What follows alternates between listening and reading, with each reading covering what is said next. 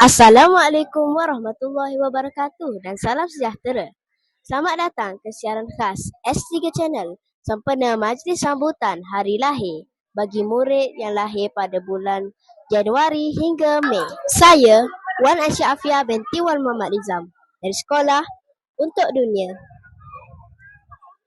Pada hari ini, kita berada di sini bagi meraihkan Hari Istimewa Murid-Murid dan menyambut ulang tahun kelahiran mereka sebagai tanda penghargaan dan kasih sayang warga sekolah.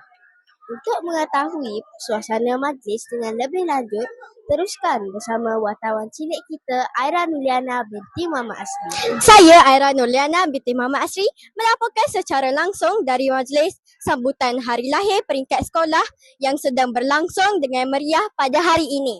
Pelbagai aktiviti menarik diadakan di sini, antaranya nyanyian lagu hari lahir, penyampaian hadiah serta sesi bergambar bersama rakan-rakan dan guru. Suasana majlis ini juga amat ceria dengan kehadiran murid-murid dan guru-guru yang bersama-sama meraihkan majlis ini. Bagi mengetahui dengan lebih lanjut mengenai kemeriahan majlis sambutan hari lahir peringkat sekolah yang sedang dijalankan, mari ikuti kami. Jom!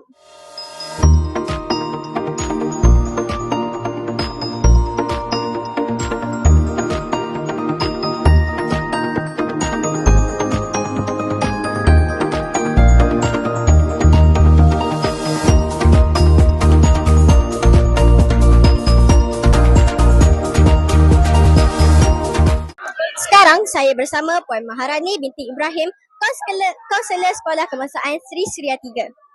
Cikgu, bagaimana sambutan ini dapat memupuk nilai murni dalam kalangan warga sekolah?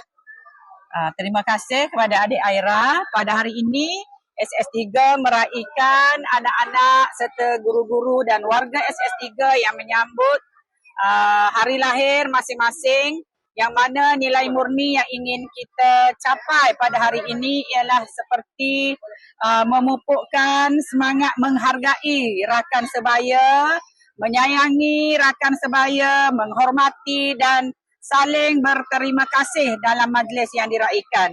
Selain daripada itu ialah untuk meningkatkan semangat ukhuwah, silaturahim, perpaduan di kalangan murid-murid melalui aktiviti bersama yang diraihkan.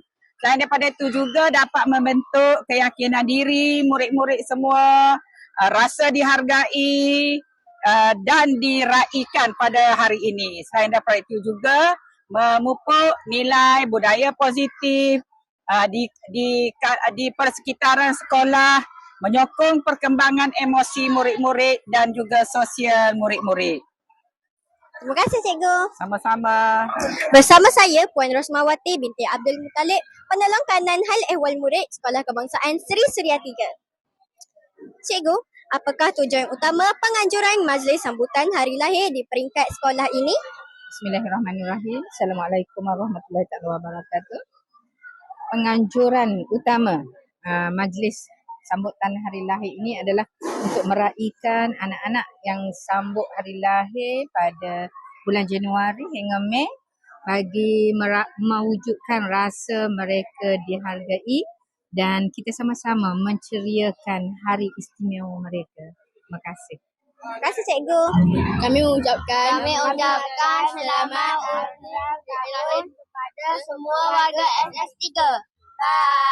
Selamat hari raya kepada semua warga SS3.